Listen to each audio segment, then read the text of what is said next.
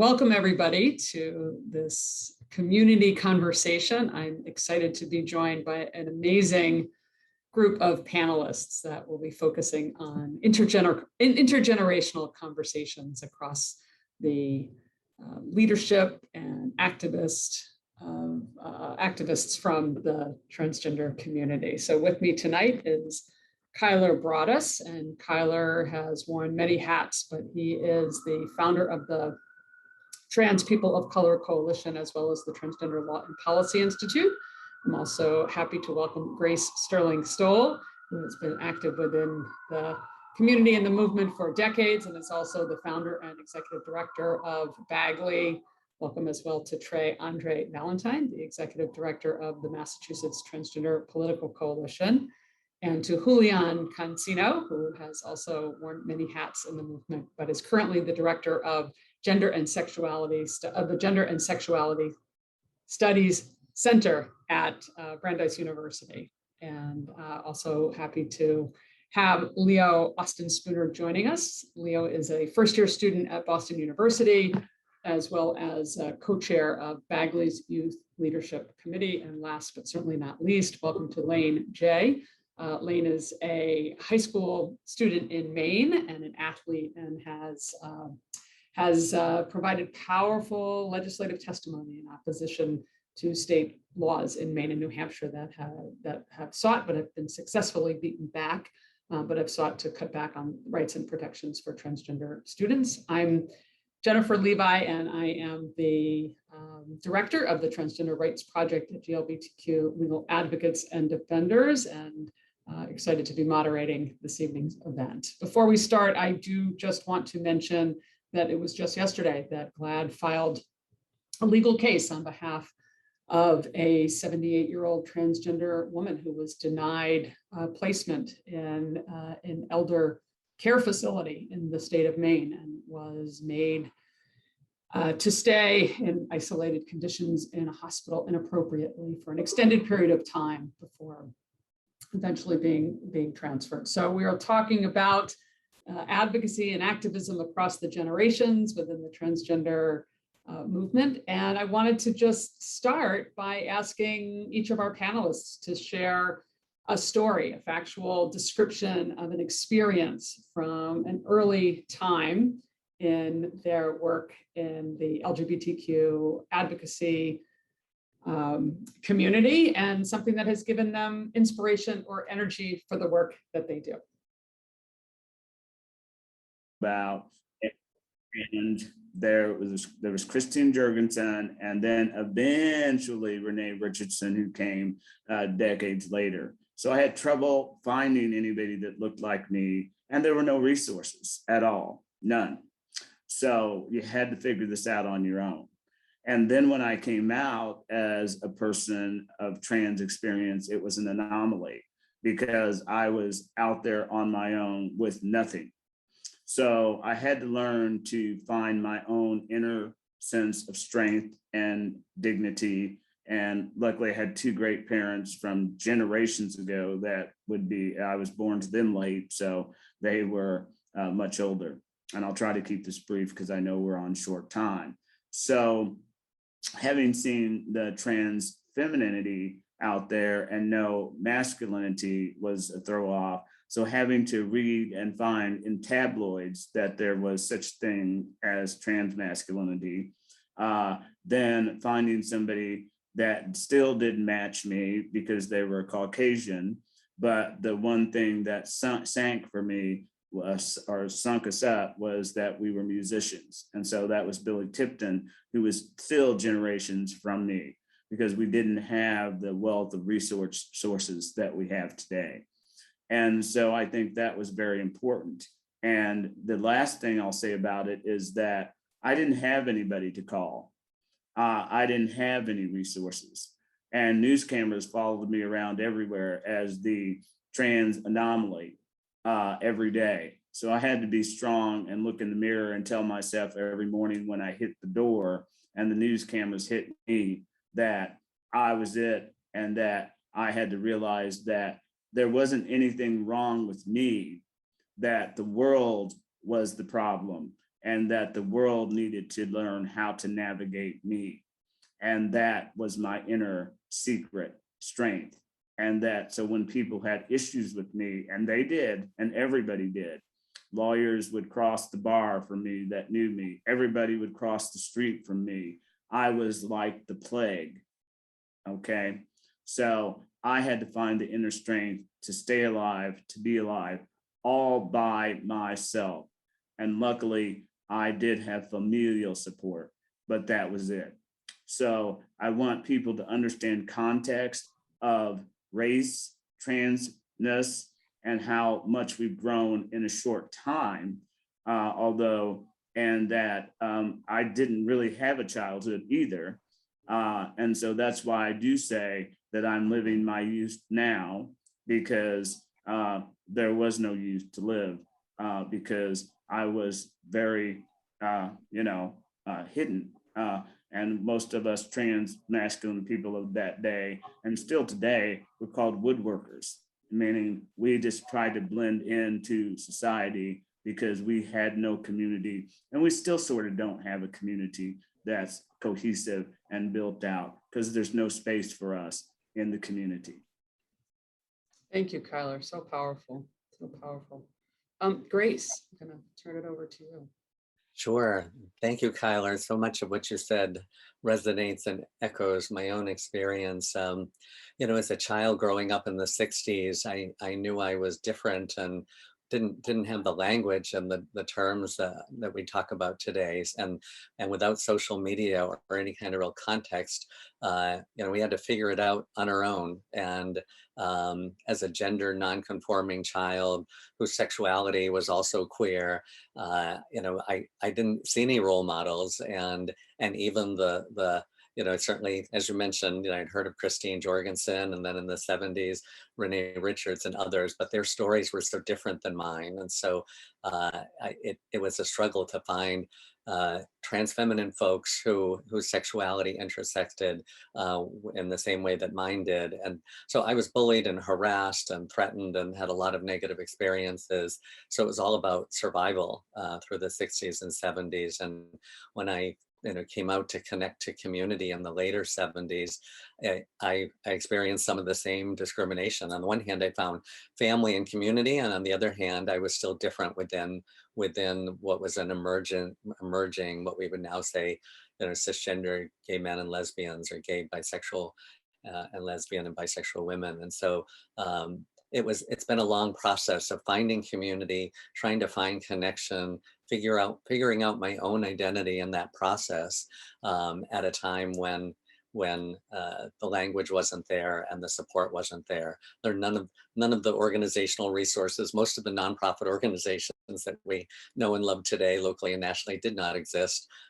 Coming out meant coming out to bars or the streets, or just finding people in spaces that were definitely not safe.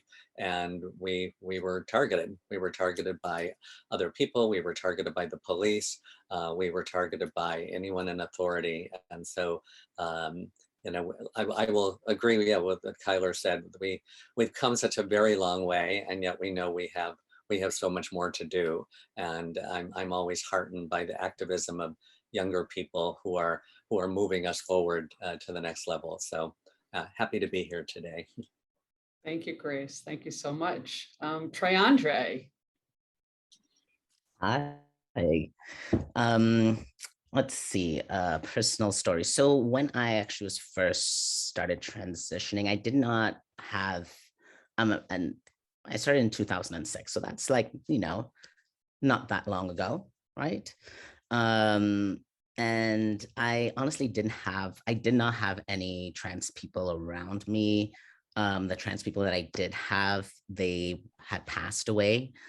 And so I was looking for community and heard about Massachusetts Transgender Political Coalition and reached out, and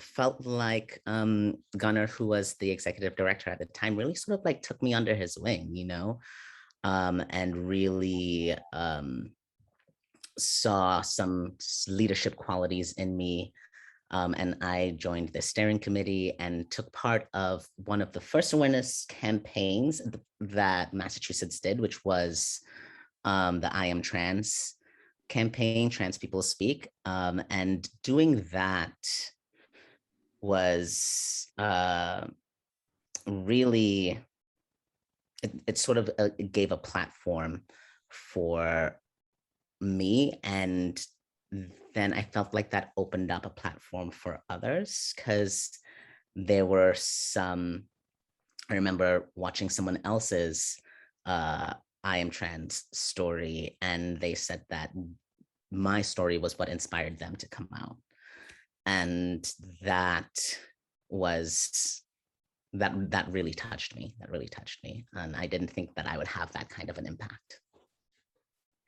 It's so beautiful, Tre'Andre. I really appreciate you sharing that story, and I appreciate you also bringing Gunnar Scott's kind of name and legacy, continued work as well. But I mean, what he has done to create, laws and advocacy and organizations and movement within Massachusetts is, I really appreciate you bringing that into the conversation.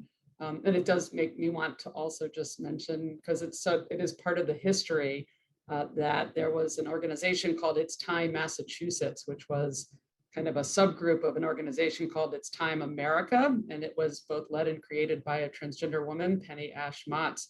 And Julian, I'm going to turn to you, because I have these memories that it met in a basement at Brandeis or in Waltham. Maybe it was Brandeis for. Maybe it was. Yeah, so awesome. So why don't you? If we find that story, I'll be so delighted to look more into that. So I'm Julian, and I actually was born and raised in Latin America. I'm Mexican, and this is a very important part of my transgender journey, because I grew up in an indigenous community where we do have many different types of genders. There are words for us. And as a child, I was identified by my mother as being part of one of these genders. At that time, I didn't quite understand it, but in essence, my best effort of translating this term is a woman that expresses masculine.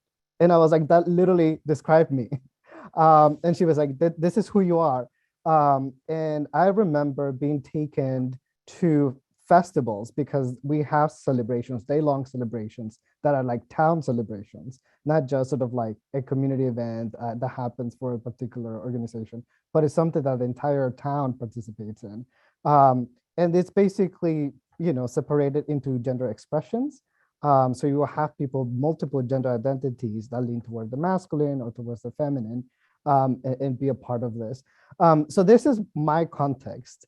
And then I come to the US as a teenager and very quickly learned that I didn't have the words to talk about myself with other people. So in many ways, to follow the trend about language and finding the words to describe ourselves, I was trying to find the words to translate myself.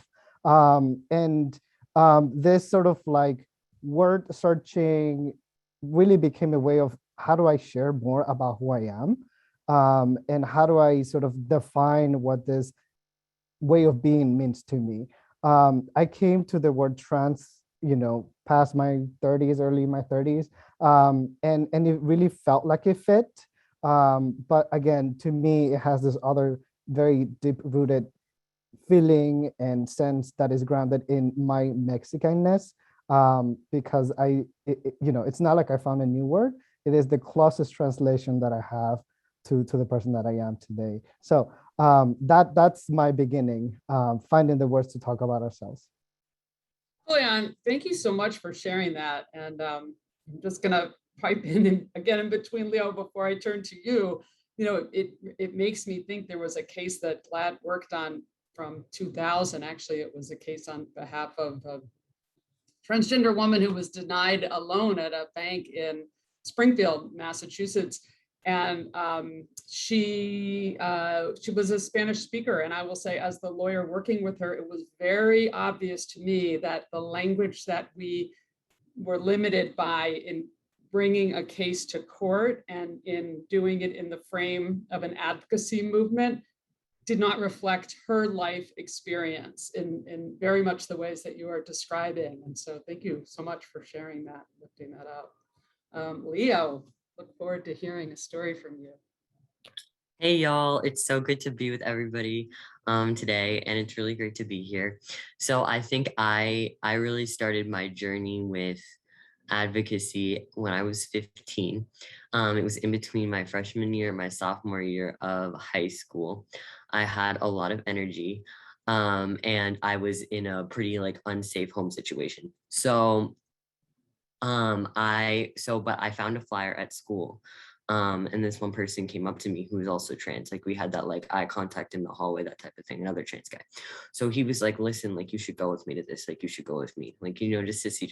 And I was like, I don't know, maybe. So I went to my first Yes on 3 phone bank right after freshman year ended. And I was in a room of trans people for the first time. And I was so nervous, but it was so empowering. And after the phone, I was really passionate on the phone. I was like getting really into it. And like after the phone bank, like there was this one like there was this one like volunteer leader who was like, oh, like I was wondering, like, you seem to be really into this and like you're really great on the phones. Like I was wondering if like we could meet to have a chat. And so that was when we met to talk about like potentially joining as a volunteer leader. And kind of since then, like Yes on 3 completely overtook my life and became kind of like a home away from home, and a place where I would spend like every night until like 10:30 p.m. doing something that brought me joy, was a super safe place, and something that like I had a lot of control and empowerment over when I didn't in other parts of my life, and in a place just filled with community. I have best friends to this day from that campaign. And as a young person, I had never really been so trusted and uplifted and empowered that I was by that group. And so I ended up by the end of the campaign, like running some of the actions every week and then running a Get Out the Vote site. And it was very intimidating because I was like waking up at 4:30 in the morning to set up a space for like my volunteer leaders who were double my age to come in as I would explain to them what we'd be doing as like their volunteers came in. And I was like, wow, and having a lot of difficult feelings with imposter syndrome. But I think honestly, and like my parents, they were not about it, at first, but I think like that campaign giving me the chance to just like run around at night and just do my thing with my community, with my people, in a place where I felt really cared for and really proud of, really made a big difference in my life. And really, honestly, since then, I've just been super involved in the community. I feel so blessed to be trans. It's one of the biggest blessings of my life. And I just want to, do activism forever. Like I'm down with it. So yeah, I'm really thankful to be here. Well, thank you for that. It's really, love it so much. And I'm going to circle back.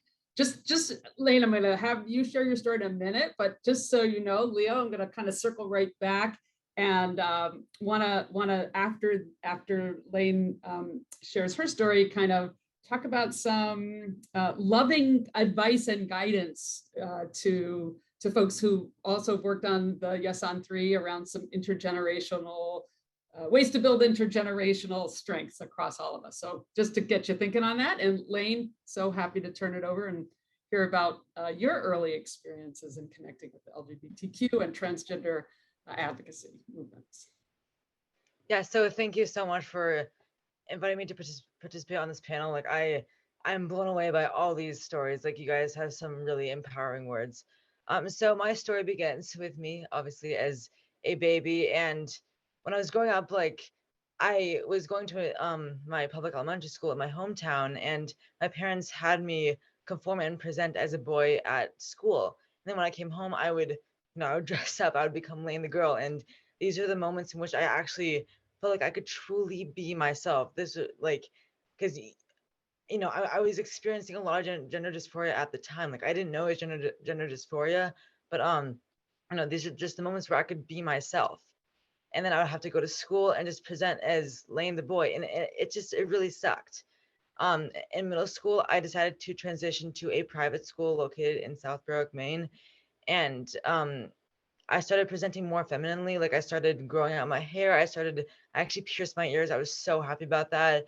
And then I came out at the end of 5th grade through a video, and that I vividly remember every moment of that day. That was the best day of my life, because everyone, like after I showed the video, everyone gave this huge applause to me. They all wrote these little heart-shaped messages of support, and it reminded me that I have a support system like everywhere I go, and just being trans really, really is a blessing. My advocacy work started when I worked with a reporter from Channel 6 in Maine. And after they released that story, I think I was like 12, 13 at the time.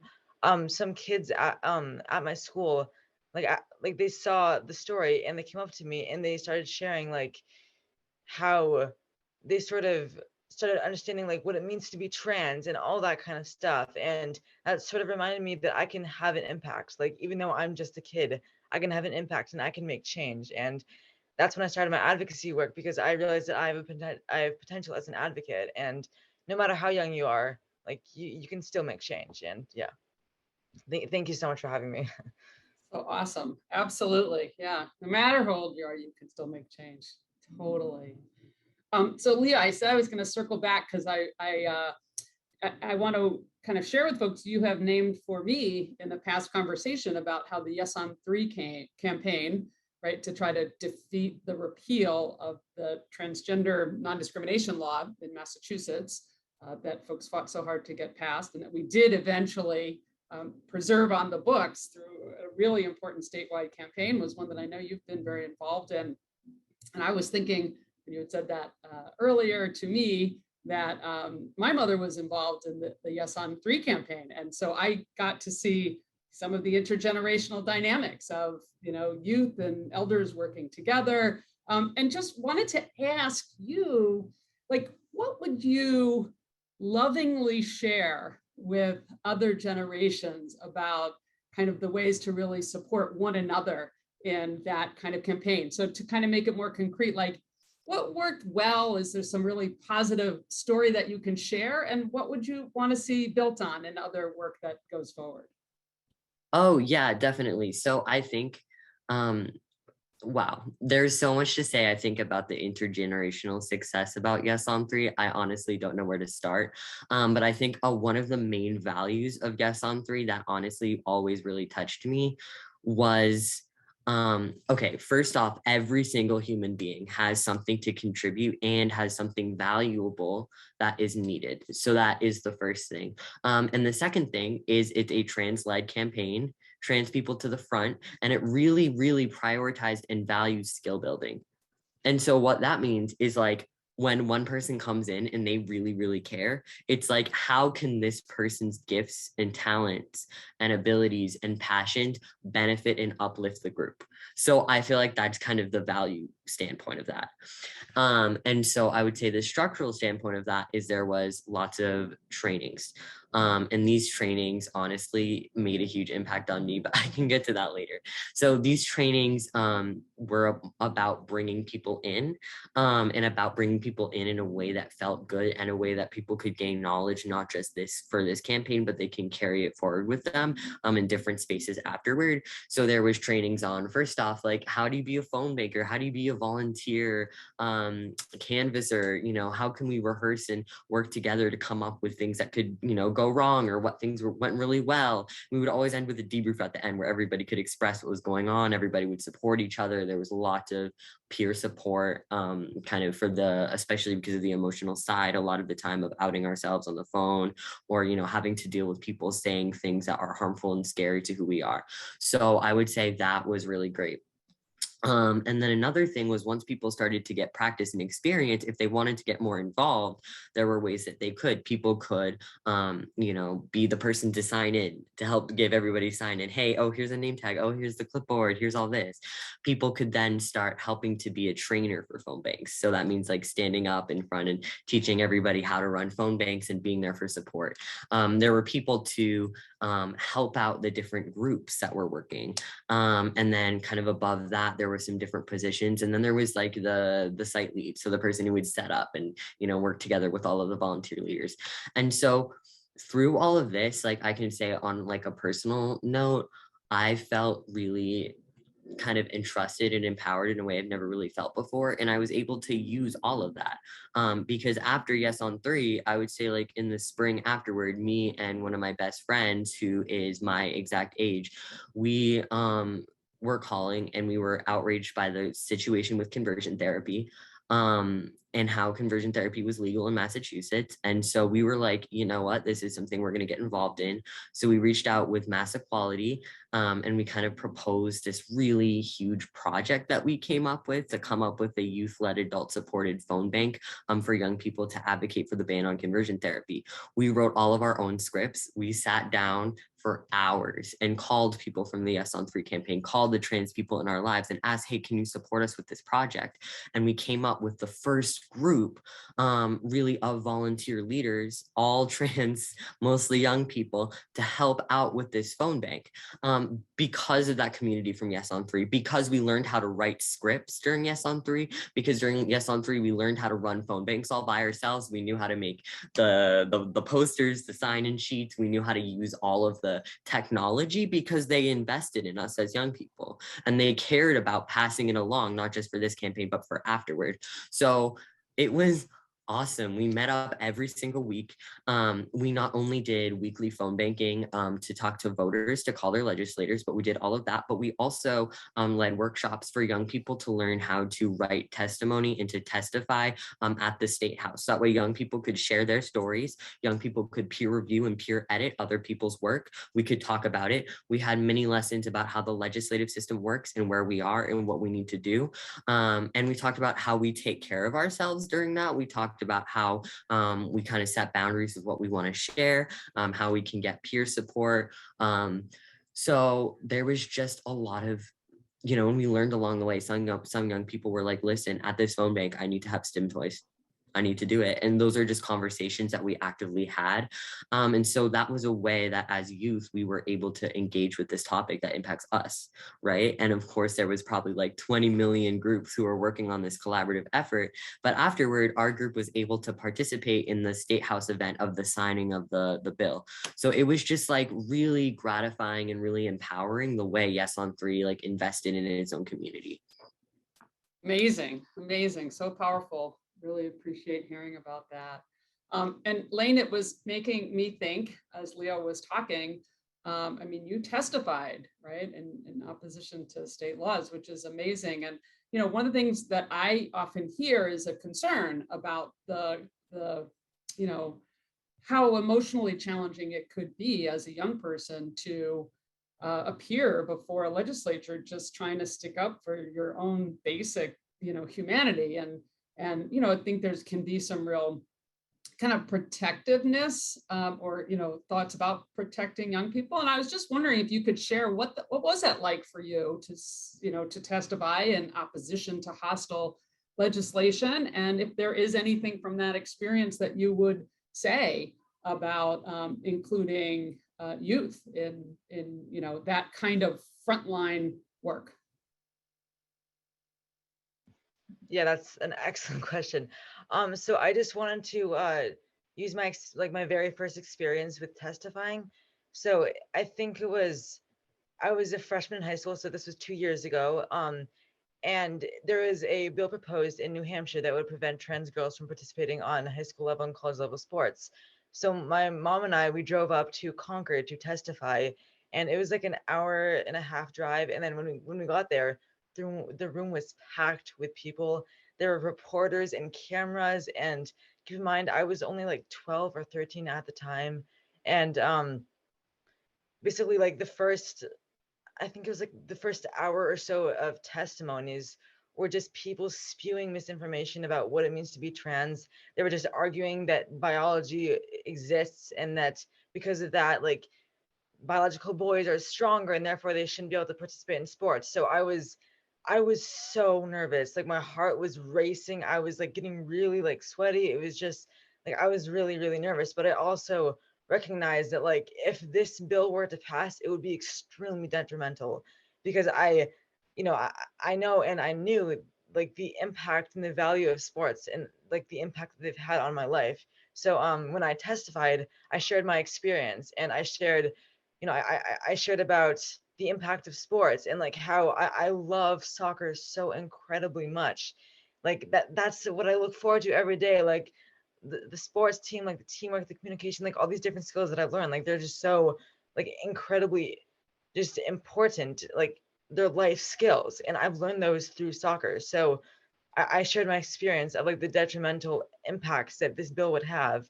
um and just to go off my earlier point, at the end, so when my mom and I headed out after I ended my testimony, there was an article written um the just an overview of the hearing. And I think the head chair, like the chair, like the head chairman of the committee, he referenced my testimony and said that that was the deciding factor that made him rule against it. And that resonated with me so much. Like the fact, again, the fact that I could have so much change in that, like in that aspect, like that was really incredible. I'm now realizing that I forgot your question. Could you please repeat it? Well, you kind of answered it if you want to know the truth. I really Okay. wanted to hear about what that experience was like. And so, that you really, really nailed that and shared that. Really amazing. So I Thank actually you. want to use that to kind of link back to Julian, who I know you've been working on sports issues and have really, been in the college context, been having to think about in a more localized way the national conversation that's been happening. I mean, folks probably know that there are 9 states that have passed these laws that categorically exclude trans girls from participating in sports, which is devastating. And you're doing work, really, really incredibly important work at the center that you're at now. So can you talk a little bit about navigating that terrain and lessons learned and what you would share? Yeah, absolutely. And props to you for being a guiding source in here, and all the work that you have done so that people like me can also contribute a tiny bit. And the work that we did at Brandeis with our trans inclusive policy really goes back something that matters a lot to me, which is what is the role of institutional higher learning? What is our contribution to the larger community beyond legal stuff, right? And I really believe in the power of education. I really believe in the power of questioning, but I also believe in the power of creating new knowledge, right? And so part of this policy for me and the process in a very personal level has been about how do we contribute? And I think this is something that I want to open up with, because we're talking about activism, and there are many different ways in which we can all play our part based on our strengths, like Leo said, based on our own interests, right? But also based on how we see the world. And so for me, being a part of the creation of this type of policy was taking a risk, right? About putting my values into actual practice. If I really believe in the power of education, am I willing to push the needle on this? And the answer was yes. And so I got in touch with different folks outside of Brandeis, because I really think that in order to make anything productive, we need to borrow and learn from each other across different sectors. And so the conversations at Brandeis were positive, but also very real, right? There's a real concern about what happens if this goes wrong, not only for the rest of the community, but particularly for trans people, right? And I think that's always the risk. If we push for something, we call attention to it. And we need to be very grounded that we have the right argument, we have the right people, that we have mobilized our resources in the right way, because if we lose, it could set us back by a lot. And so the conversations that I had with multiple folks, all the administrators, council, our students, was about what are we willing to risk? What are we willing to not let go of? What do we stand for? And so it was months in conversations. And ultimately, one of the things that really stayed with me, and I think I'm able to say this in a public recording, is that the question was asked, right, at the meeting, is this worth fighting for? right? What will happen if Brandeis become then the center of a lawsuit? Is this something that we're willing to do? And somebody in our meeting said, let them come, right? Let them come, which I really felt really touched by, because that was a person who's not a member of the community who felt like this was without a doubt the right thing to do. And at the end of the day, I think that's what matters, that we have a larger guiding light, that it is about protecting each other and uplifting our humanity. Our students are thrilled. And I think a big piece of having policies such as this one is not necessarily to say that trans people are here, right? We know that, or that we deserve respect. We know that, but rather that we deserve the protection of these rights. And so that's what I think it's most important to remember also, what we're fighting for. We have rights, we have dignity. We're just outlining, right, how we want to be treated, and really communicating that. And so it has been a wonderful experience. And so far we have had very positive feedback from the students as well as from members of the community. I'm so blown away by this whole conversation. And as you're talking, I'm also thinking about, the history of a university that was born also out of the exclusion of community, Jewish students from other educational institutions, and the power of what you said, which is make me cry a little bit, like let them come, to take that kind of vulnerability in support of allied communities is so powerful. And then Tre'Andre, it makes me think of how eloquently you have spoken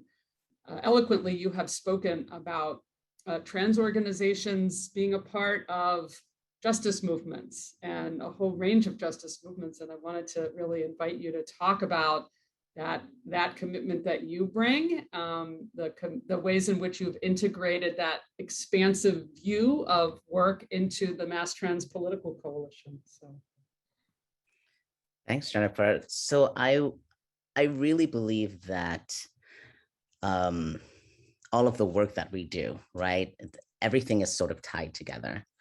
That we can't have trans justice without racial justice, without climate justice, without disability justice, right? Because we are all part of those communities. We're not just trans, right? We have multiple identities. I can only speak for my own. I'm an immigrant. I am an Indigenous person. I'm trans. Like there's just so many different parts to me. And so when we're talking about liberation, and when we're talking about the things that we want to see in our future, it is about a collective liberation. And that is something that I really believe that, and that, to be honest, trans people have been parts of these movements forever. Right? We've been part of the disability justice movement, right? We've been at the forefront of the LGBTQ movement, right? I heard so much during about how many young trans and queer folks who have been organizing Black Lives Matter campaigns. And so we have, like Julian said, we've always been here, and we've always been a part of these movements. And but it's the narrative that gets told, right? It's when we get that's when we get left behind. It's about the narrative that gets told. And so here we are now claiming our own narratives. Love it. Thank you so much. And yeah, from that, Grace, I wanted to shift. And I mean, Tre'Andre is saying it's the narrative, right? It's the stories we tell. We tell our own history. We create our own history. And I guess I was hoping that you would share a little bit about Bagley's history. And I mean, you have created this organization that is so rich in its origins and provided, I'll speak from my own, tiny connection in the 80s, like seeing this unbelievably beautiful and diverse community And I was wondering if you could talk about what that's been like and what it's been like to kind of shepherd that amazing organization over the decades. Sure, thank you. I always like to start to say it was the young people who created Bagley. It was not an adult or several adults getting together thinking, oh, what do youth need? It was young people who, in fact, felt like the existing programs, which were, we're talking about the late 70s when whatever was existing was tiny, volunteer, unfunded, and transient, but young people who felt like they needed something different, and so they founded Bagley, and our name intentionally, Boston Alliance of, back then we said gay and lesbian youth, but now we say all the letters, and it was really intended to center young people and youth leadership, and for our first 15 years we were all volunteer, and at a very different time. We've alluded to that.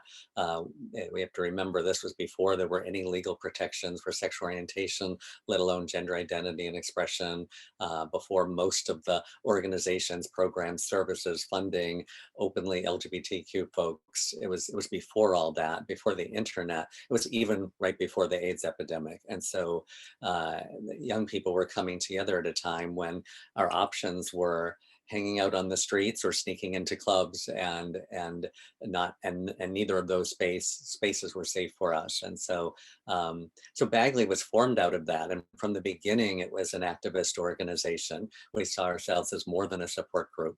We founded the first LGBTQ youth specific speakers bureau at the end of our first year, and young people from Bagley were speaking at Pride, and we're speaking in the media, and we're speaking wherever we could be where we could go, and they were some of the earliest representations of young people, because even adults at that time were marginalized and didn't have a whole lot of privilege. And so to see young people talking about their own experiences, one of the biggest narratives is that at the time was that young people were too young to know.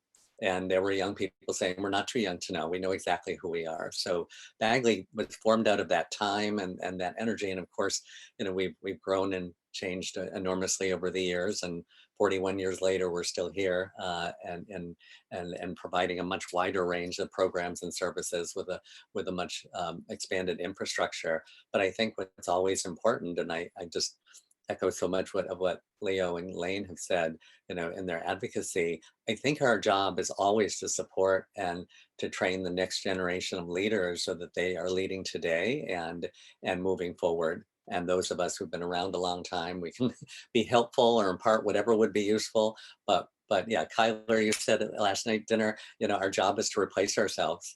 Our job is to make sure the movement, keeps on going, and we try to leave it a little better than it was. Yeah, and as you were talking, I was thinking also of Kylar, some of the wisdom you have often shared, and I wanted to ask you, what, and you did some of this last night, but not everybody was a part of the conversation last night, so it's okay, to bring back into the discussion that wisdom. But what are the lessons that you've learned or the wisdom that you've drawn from the years that you've been doing this work? And what would you tell not just young people, but kind of all of us that are in this struggle for a futuristic looking movement and piece of work? What would you share, Kylar? Yeah, and sorry to step on you there, Jennifer. First of all, I think it takes everybody to build a movement. And we definitely, youth, yes, great. And I love the energy, and we need that energy to propel us. But it takes all of us in a movement, because as we look at, we never saw people live past a certain age in this movement until now. So we have to think about all lives in a movement, and it takes all ages to build a movement. So I want to hit on that intergenerational piece for a moment. While we focused on youth, that is great, and that is fire. But we have to realize in building movements, it takes intergenerationalness. And I want to bring it back to that point for a moment, because it's great, but it takes all of us to build a village or a movement.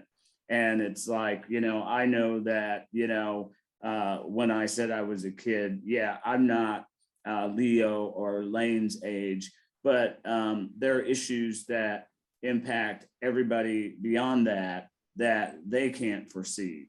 And now we're looking at housing for elders, and then people Tre'Andre's age, because Tre'Andre was a youth for a minute, and now Tre'Andre is not when I met Tre'Andre a few years ago. So we have to think that way, and everybody's valuable. We don't want to miss that point. But the second thing, and the biggest thing that I've been focusing on, is self-care for people. And let me back it up for a minute, is that we all only carry the ball for a certain period of time. So it is about replacing ourselves and not ego in the movement.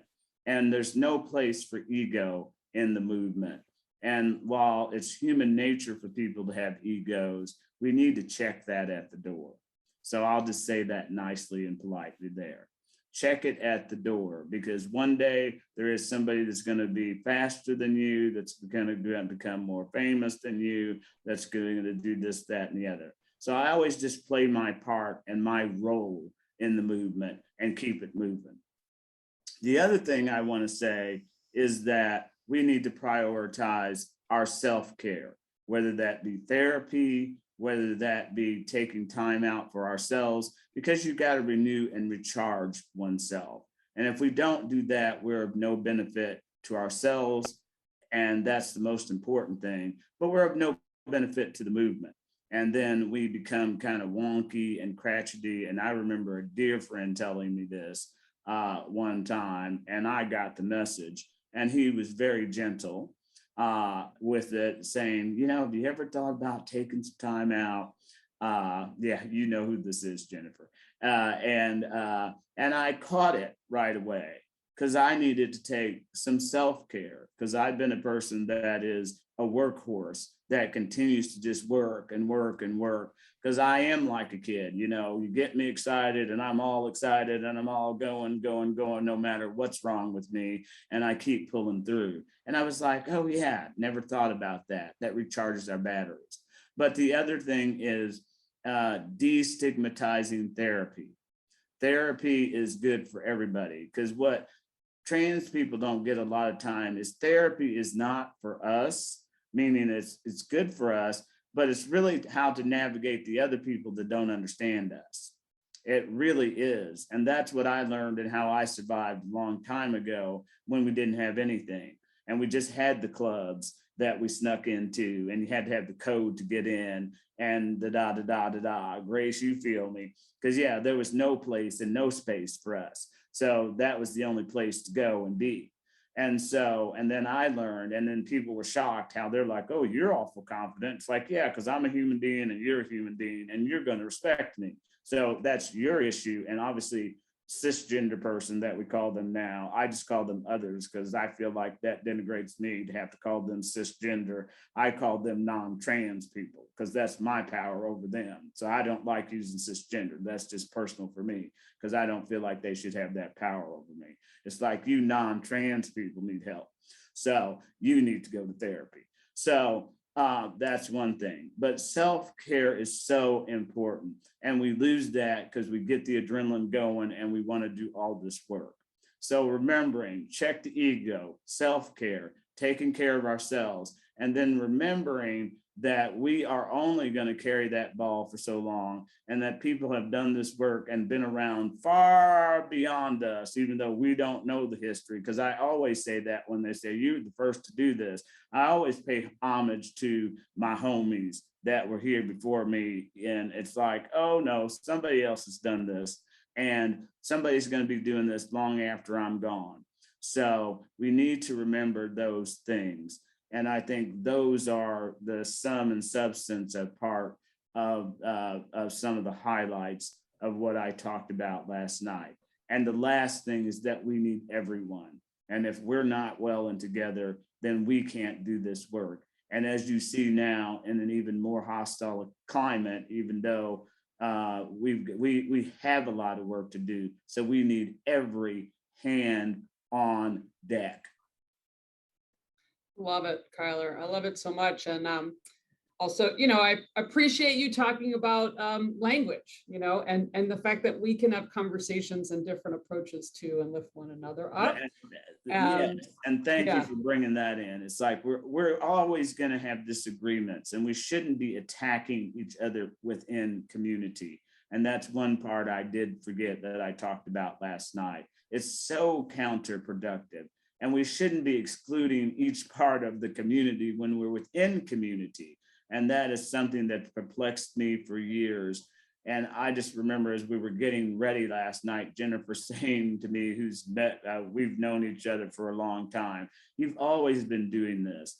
And that's one of the things I was like, oh yeah, you're right. I've always tried to bring together, even though people have painted me differently because they see a picture of me somewhere, I've always tried to bring together a community.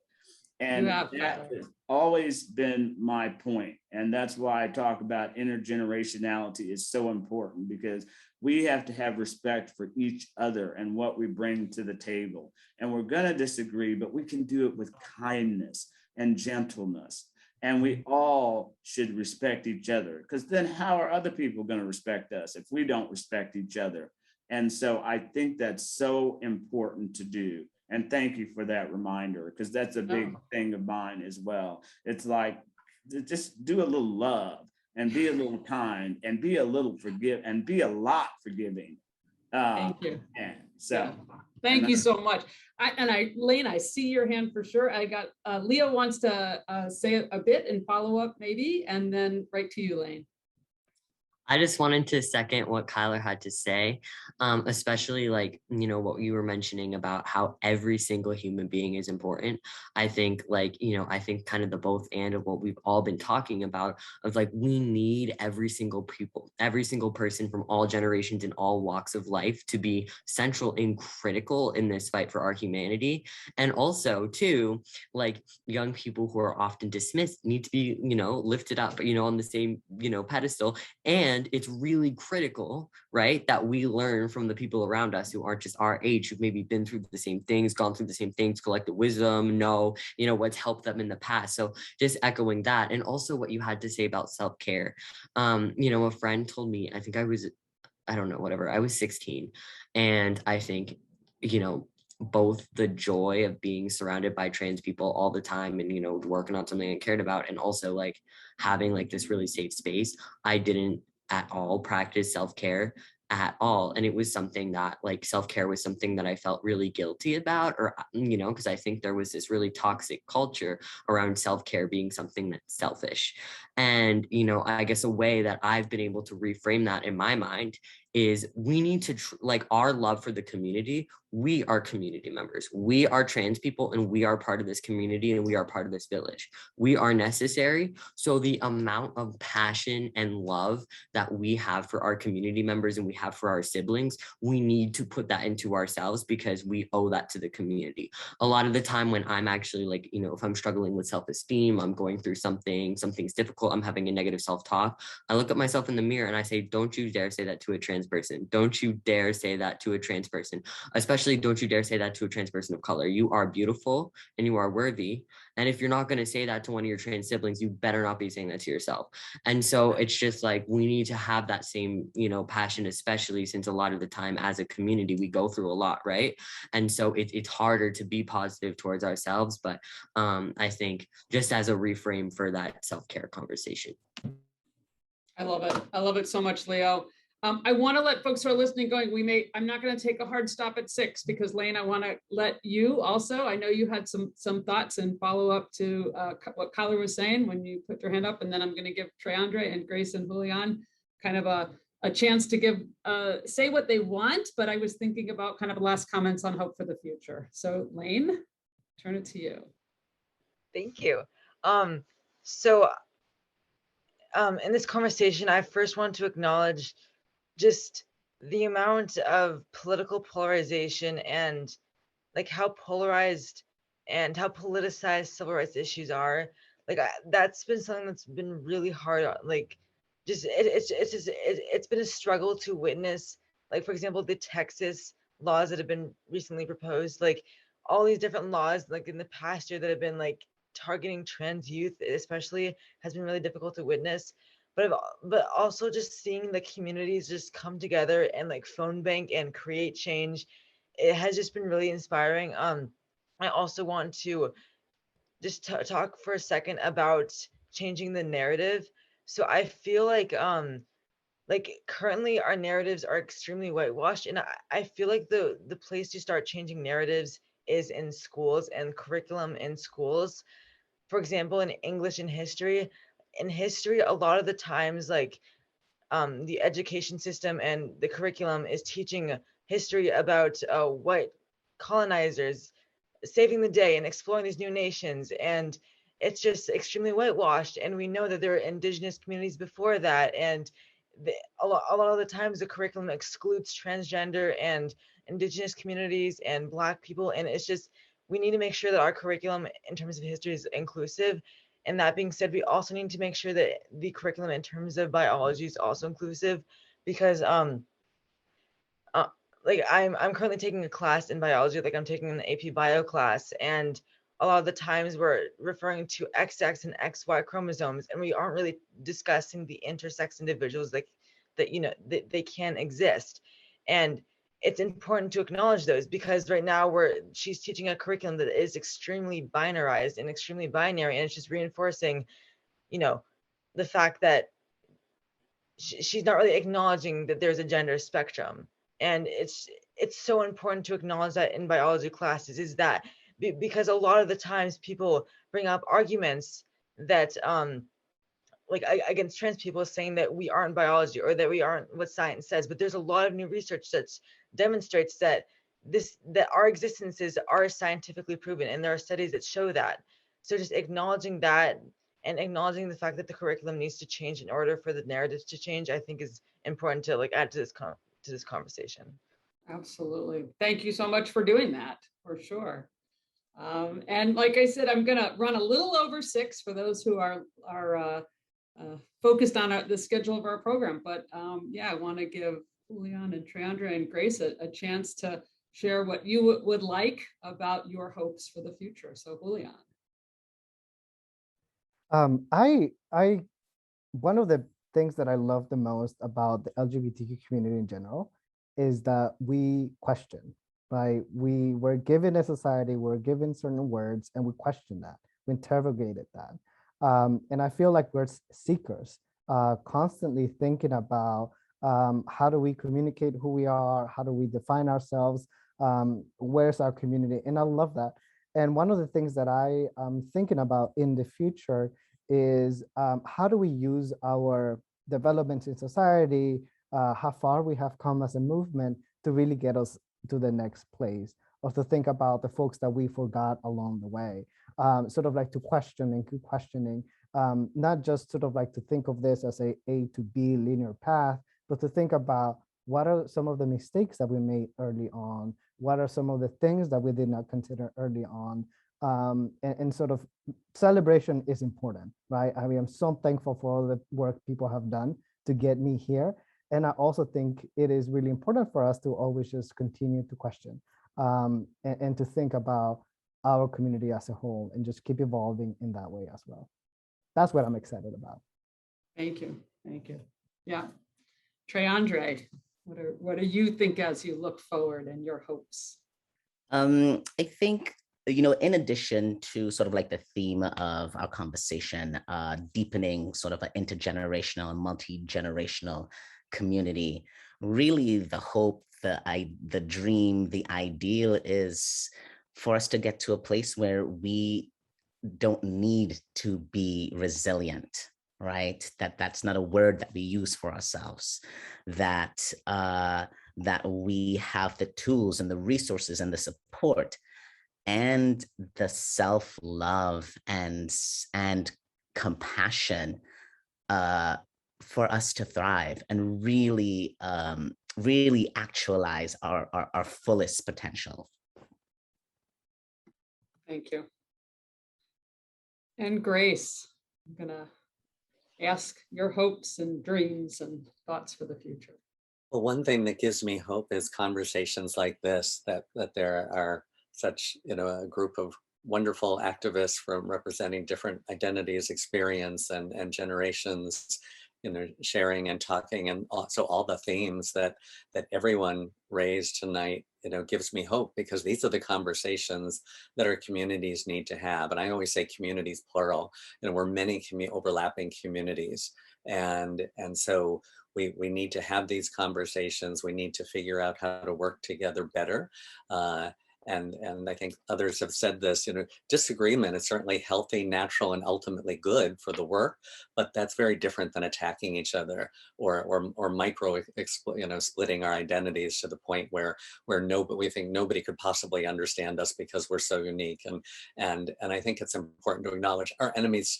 They're not worrying about that. When I've been physically assaulted or attacked over the years, they didn't stop to figure out, oh, is it because I'm trans? Is it because I'm a woman? Is it because I'm a queer? They're like, it's all of the above. You're different. You're other. And so our enemies are focused, and they are really, they are out to get anyone that they perceive as other. And so we need to figure out a way to work together, and all of us are needed to move forward. Thank you so much. Like Grace, these conversations give me tremendous hope for the future. I know there are so many folks that have done such amazing work. I don't doubt for a second my replaceability within the queer movement. And I want to thank Grace and Lane and Kylar and Tre'Andre and Julian and Leo for an unbelievably rich discussion this evening. So thank you so much, everybody.